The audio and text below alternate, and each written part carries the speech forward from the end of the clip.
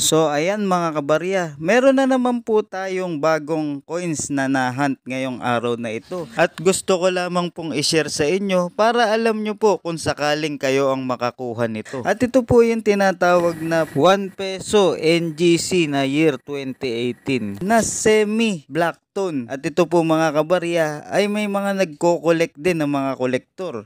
At may presyo din po ito, depende po sa kanilang pangangailangan. Yung mga ganitong black tone, ayan, at talaga namang collectibles ito mga kabarya. At kitang kita nyo naman mga kabarya na talaga namang napakaganda nitong aking nahunt na coins ngayong araw na ito.